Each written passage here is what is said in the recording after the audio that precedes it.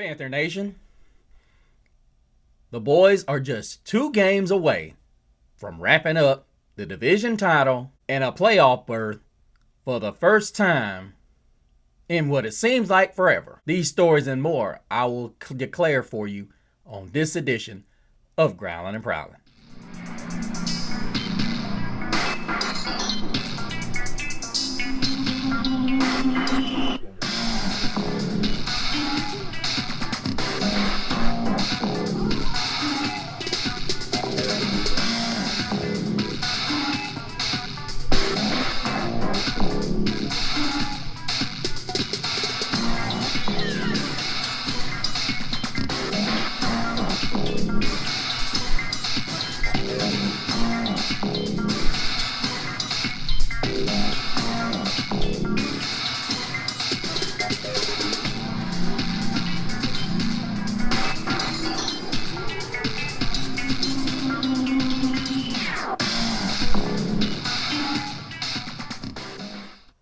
Welcome back, Growlers. Thank you guys so much for joining us here on this edition of Growlin' and Prowlin'. Of course, you are joined once again by the one and only Mr. CeeLo. And guys, I hope you are all warm because it has been cold the last couple of weeks. And of course, you guys know how that is when you end up in the deep south in the middle of December. And that's right, we are right there at the middle of December, which means the NFL action is about to kick up. What? Or pick up. What a dumbass! I know. Stupid! But guys, who would have thought the way this roller coaster ride of a season has been, that we'd be sitting right here with 4 games left, coming off the bye, and quite possibly a chance to close out the division.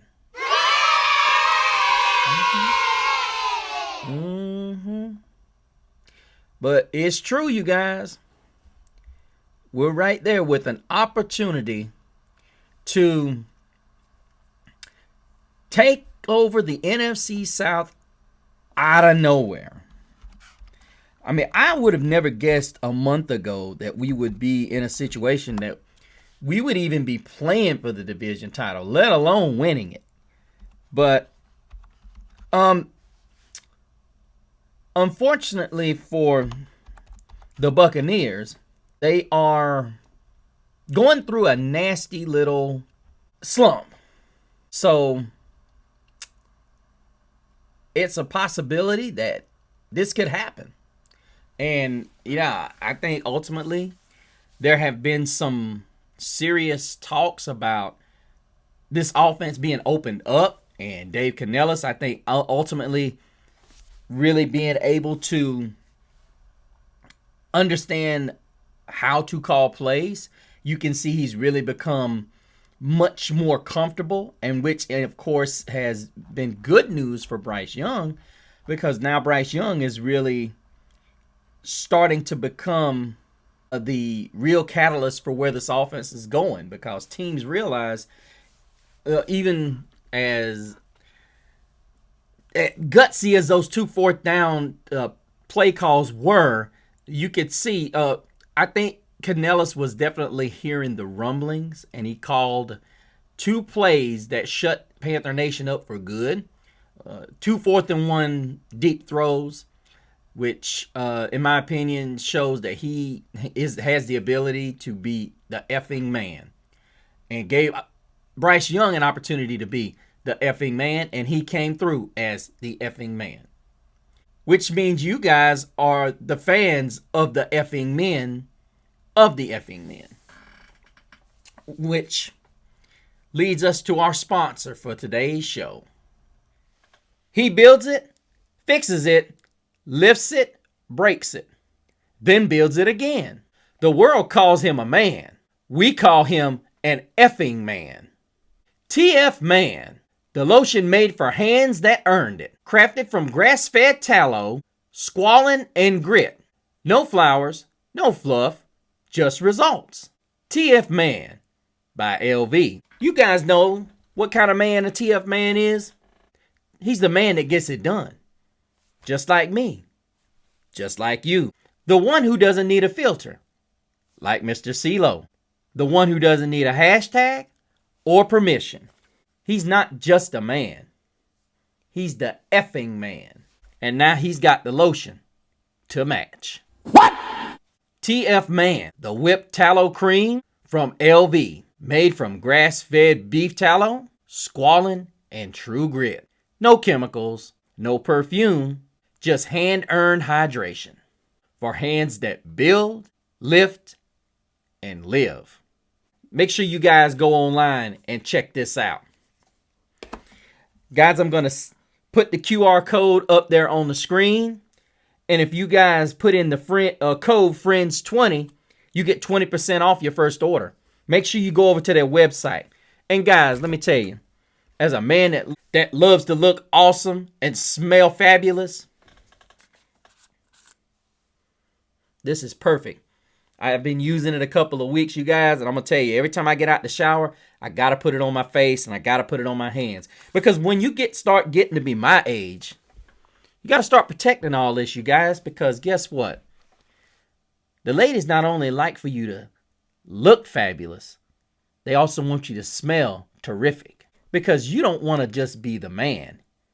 You want to be the effing man. Make sure you guys go by and check out Lumber Vita's Christmas inventory. Make sure you go by and check out some things for your lady friend. And they've also got a wonderful $95 gift set for your wives, girlfriends, or whoever they may be for. But I'm sure to tell you that if it's cold outside, getting her this gift will make it warm or hot inside. We get this guy ready. And guys, as I'm doing this show, I'm actually watching the Atlanta Falcons game as I'm recording this. But guys, let me tell you, if we can get Robert Hunt back and the final 3 games of the season are against these Buccaneers, guys, I like our chances. Now, I'm not going to talk about the Buccaneers. We're going to talk about the Saints. Guys, don't play with the Saints. Tyler Shuck has a lot of confidence, and they are winning some games right now with him. He's very confident. He's looking exceptionally well. Kellen Moore has really finally figured out what I've been saying all along, Panther Nation. You guys can criticize me if you want. Tyler Shuck could be their next quarterback. Bruh. He's a guy that understands how to command the offense. A lot of people are going to say, well, look how old he is. Well, there's a lot of guys that have been in the league longer and they're younger and they still don't have the type of command as well as the type of leadership skills that he has. So the Panthers have to go into this game not jittery. Okay, this is a game where they're going into New Orleans, hostile territory, and the Saints are riding a high. Now, gonna start with the offense. Now, the Carolina Panthers are going to have to go in here with the attitude that this is not something that we can take for granted. We've got to go into this game with the attitude that the New Orleans Saints are a dangerous team, and they can be. They still have Chris Olave.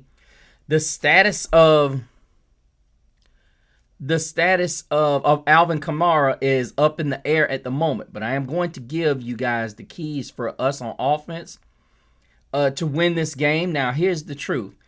Many of you guys are not going to want to hear this. The great win we had against the Rams, and it's something we got to ground ourselves at, because needless to say, you can't go in thinking that you won that game off the back of great defense or even great offense.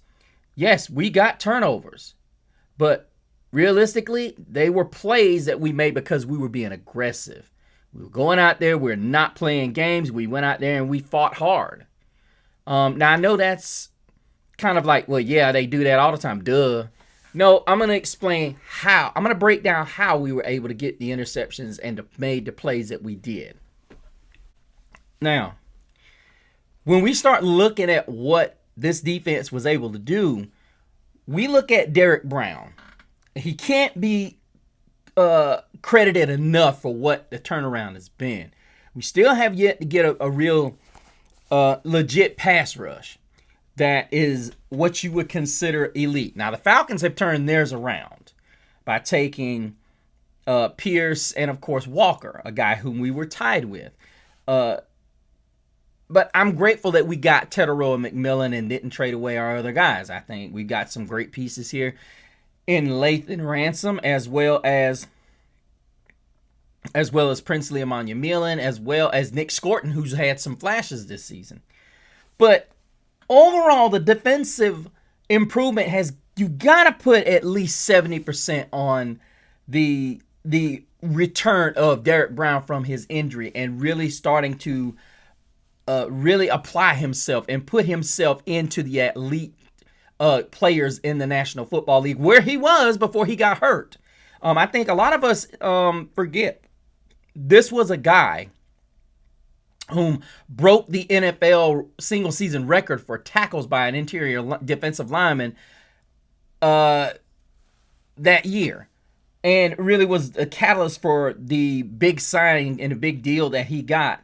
And believe it or not, like I said, you guys, I was a guy that really did not want him. I wanted Isaiah Simmons. And needless to say, this is a guy whom, my opinion, we could find some big use for, that being Isaiah Simmons. But as of right now, it's not looking as though the Carolina Panthers have put him on roster yet, because the guy is a freakish athlete. But when I sit and I look at this Carolina Panthers defense and what Dan Morgan has been up to, we cannot give him enough credit for what he is doing. And I think this is something else that needs to be talked about. Simmons, they need to find a way to get this guy on the field. Because I think ultimately he could be that dude that can get to the quarterback. I believe he can. I mean, at 6'4", 238 pounds, and he is just fast as I don't know what. He is extremely fast. I think the Panthers need to find a way to get him on the field. I get it. He is a safety, but listed as a safety, but the Panthers have him listed as a linebacker. Look, you guys can call me what you want. Simmons was a first-round draft pick, and he played pretty well in Arizona until he kind of worked himself into the doghouse a little bit. But I'm a firm believer that with this team, players that get a second chance we have a system here in Carolina where guys can resurrect their careers, whereas it looked like guys just go here to find a place on the NFL cemetery or the NFL wastelands. But now it's looking like Dave Canellis has, and it's winning cures a lot of that. But ultimately, I think Isaiah Simmons could be a guy that we could just work in the rotation. I think we need to figure out a way to get this guy on the field. I really do. I think we need to figure out a way to get him on there.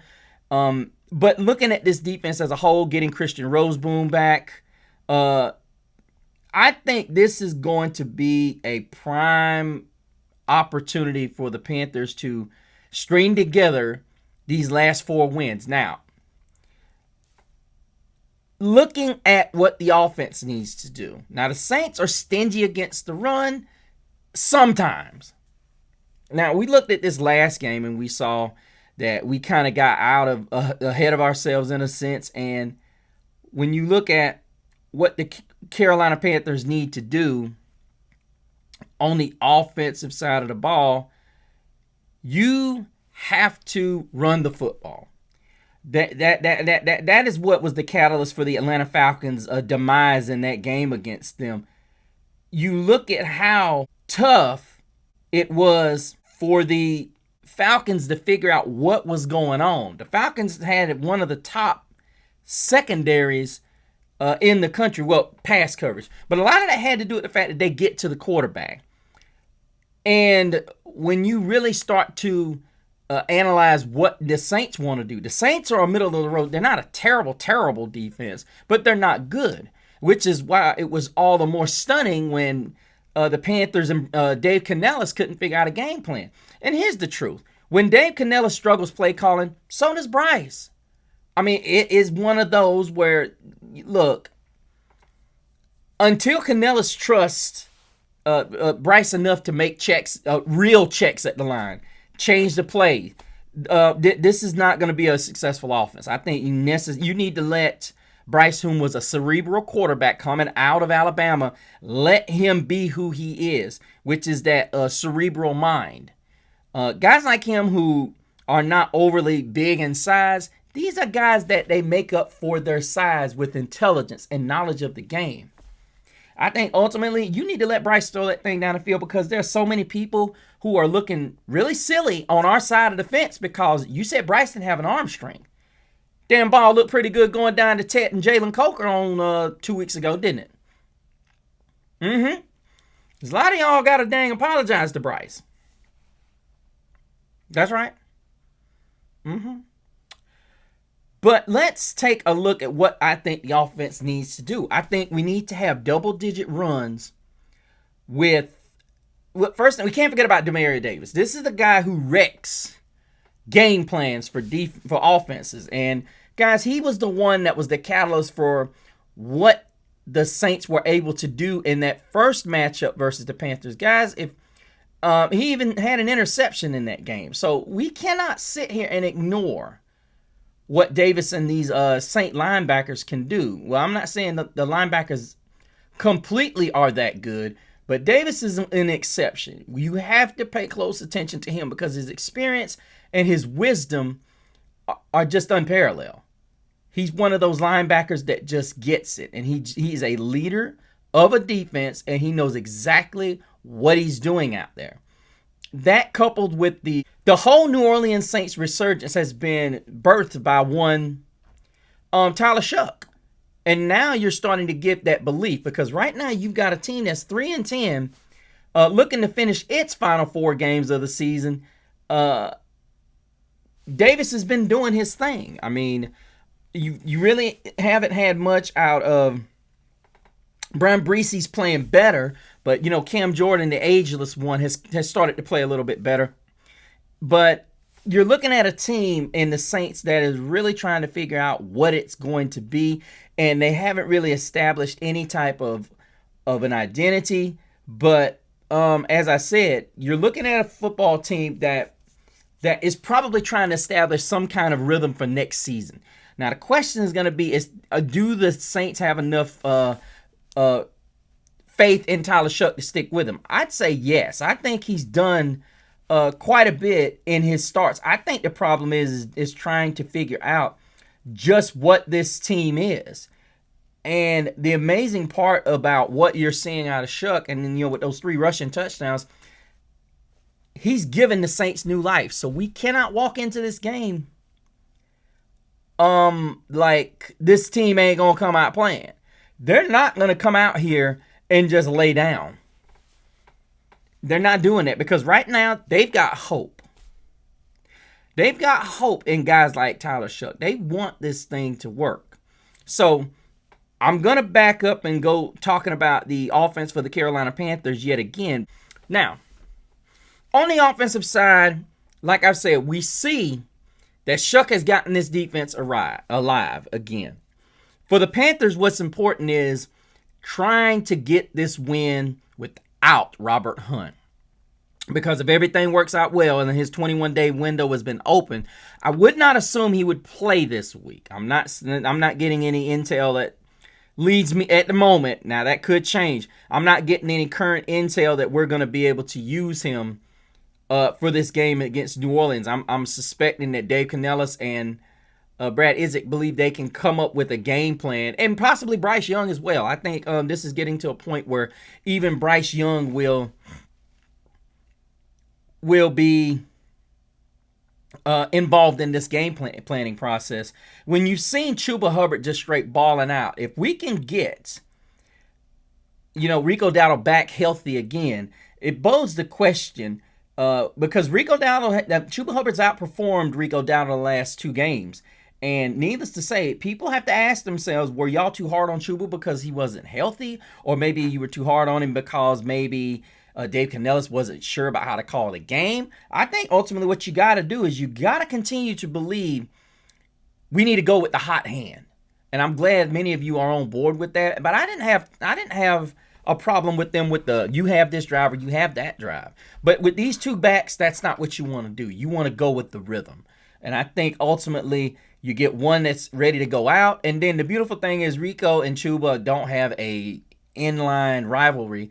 They have a mutual relationship. They go out there and they want to get theirs for the team, and it's not based on their own statistics. And this is why I'm such a huge proponent in bringing Rico Dowdle back, despite what happens with Jonathan Brooks.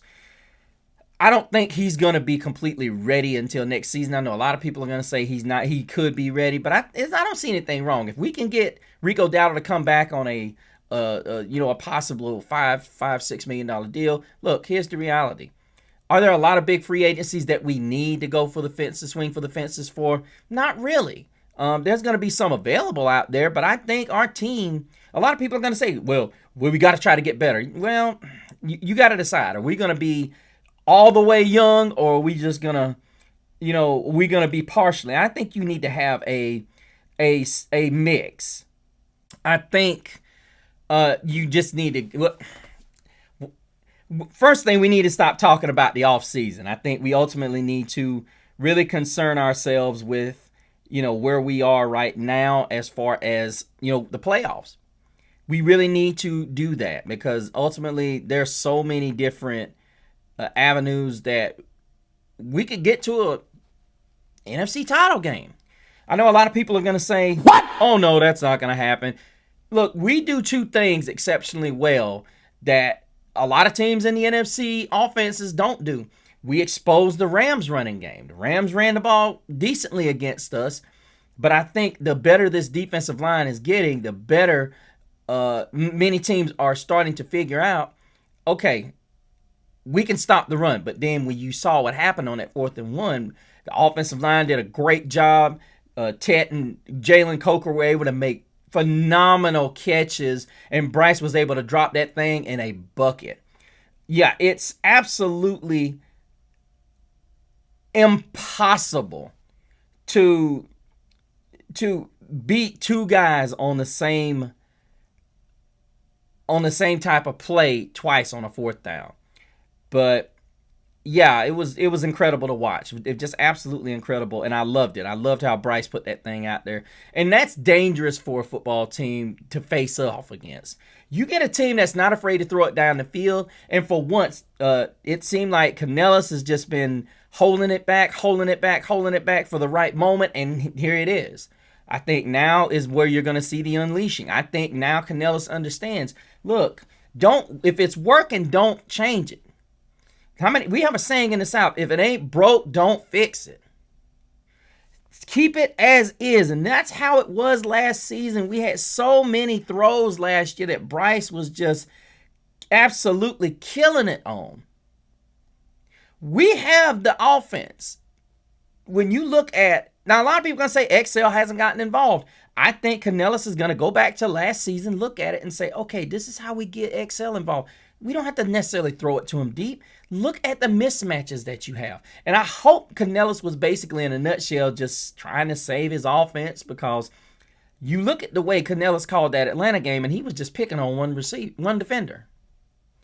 Maybe with the weapons we have, maybe that's what we need to do against every team. Find a weakness in attack. I'm never against mismatches. You got a mismatch that you can just eat on, go for it.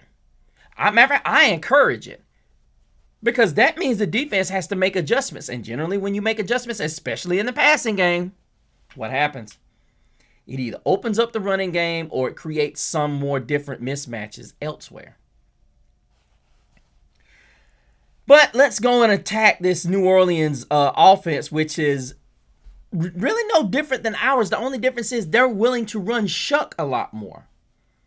And as a guy like Nick Scorton, as well as DJ Wanham, and even Princely Emmanuel, you can't just jump inside. That's going to be a huge deal. We're going to have to make sure that we stay disciplined, because Tyler Shuck he got some wheels now. He ain't as fast as a lot of your elite quarterbacks in the National Football League, but he's quick enough. He didn't score 3 touchdowns because he's slow. So these guys are going to have to be disciplined, and then Roseboom and Trayvon Wallace are going to have to lay the wood, and like Trayvon Merrick will be back this week. So hopefully this will be a situation, as well as J.C. Horn. These are guys that are going to be back and running this defense, and ultimately this is going to be a situation where we have to come out and basically control the pace. The way we do that is by making sure that we keep these guys in third and longs. Make Shook have to make decisions and make pinpoint throws, which is why I said Mike Jackson has just been a wonderful addition to this team. You got Shaw Smith-Wade, who shared time with Corey Thornton before he broke his leg, and this is a dude that the Carolina Panthers definitely need to keep on the roster, despite the fact he's on IR. Definitely need to hang on to him, because this is a guy whom, before he got hurt, was a huge difference maker. He's quick, he's savvy, and yeah, we definitely need him. And what's really interesting is now that you've got Bobby Brown along with Cam Jackson on the second team. This is where I'm looking at this and I'm saying, okay, Cam Jackson's going to get some valuable reps in this game. And I'm going to be honest with you guys, if Cam Jackson can develop with a A'Shawn Robinson or a Derek Brown, this is going to be a very dangerous front three next year. Front seven totally. And so many of y'all that were saying you wanted to go to a more traditional 4-3, you stay in this 3-4. What makes it dangerous is you get guys, you actually can cheat and have 5 guys on the line of scrimmage instead of playing a traditional 50. But as you're seeing Nick Scorton, who's developing into a premier edge player, especially against the run, he's really starting to do much better against that. And the pass rushing skills are going to have to be refined, but I think a lot of that's going to have going to be worked out with the ability to push up the field from guys like DJ Wonnum and Princely Emmanuel. But I don't mind Coach Avero having to blitz guys like Trayvon Merrick as well as Lathan Ransom, whom has really been really good the last couple of weeks. Nick Scott's improved as well. But if we can get J.C. Horn back out there, you can really start to see this defense is really starting to get a lot of confidence, despite the fact they're giving up a lot. Look, I'll take a defense that gives up points and can get turnovers every game. Because when you look at a team that is able to get turnovers and create opportunities for the offense, listen, I have talked enough about college football this week. The middle eights are absolutely crucial. And especially when you can take away possessions, especially if you kick the ball in the first half and you can take one of those possessions, or if you're in the second half and you had to kick it away, you can take one of those possessions away. If you're able to do that, not only do you keep points off the board for the other team, but you steal a possession, an opportunity to score on the goal, whether it's the goal line or a field goal. That is the most important thing you can remember when you're talking about stealing possessions or the middle eights. You can see Dave Canellis is still trying to figure out how to deal with the middle eights. You can tell he's terrified of them because even when he gets the football and those opportunities, he's kind of, laid back with it. He's not necessarily a guy that is really wanting to stretch the envelope. He's one of those that's kind of like, okay, if we can get a first down or a second first down, that's when I'll go for it. So, yeah, I think needless to say that this is going to be a defense that's going to be somewhat fun to watch. And I didn't think I would be saying that earlier in the year, but you got a lot of naysayers who were very, very critical of the Carolina defense. Very critical. And now he's a guy who is starting to get the cheers and the credit that he deserves. And not all of us. We're grateful that one, Coach Avero has, stuck through it. And I can honestly say, from the bottom of my heart, I'm glad we've gotten this defense right. We still need to blitz more and continue to mix up coverages as well. Don't let the defense think they know what they're getting. Because we can't just keep watching the Falcons generate pass rush. We've got to be able to continue to make it hard for quarterbacks to get throws out there, as well as tackling better. We've also improved tackling, so that's a real tribute to those guys. But it helps when you got guys like Ashawn Robinson and Derek Brown up in the front and up there really making plays off the ball. And like I said, Chris Barnes has played well. Bam Martin Scott has played well in the absence of Trevin Wallace and Christian Roseboom. So, we got to give those guys a growl out. Now, guys, before we get out of here, I needed to point out a few of you guys because there were a few of you that responded to my show. Remember Chuba, and there's another show that came out earlier this week while we were on the bye. Make sure you guys go check that out as I give you guys the breakdown of what's going on. Thank you so much, Carla D, for another good show. Thank you so much. I appreciate you. All you guys out there that are supporting and being supportive, thank you so much. And I've got another sub on here that I do not know who you are. Please identify yourself in the comments.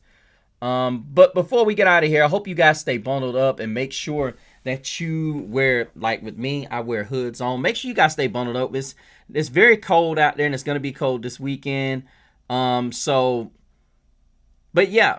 Hopefully we can pull this W out. We will be playing in a controlled environment. Our guys will be in the Big Easy, and I will be on my couch. Let me know what you guys think. Tell me what you guys like to drink on game day while you're at it. Tell me what do you guys like to drink. Is it a spirit, or in this case, hot cocoa?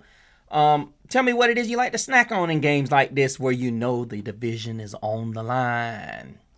Tell me what you guys think about the game on Sunday. Tell me how you think these guys are going to perform. Who is going to be the player of this game? Who needs to be the X factor in this game? Do you think the Panthers win? Do you think the Saints win? Not a good question. But let me know which guy's going to bounce out and do his thing this weekend, because, guys, this game is massive. If we could get this one, that means next week's showdown could be for the title.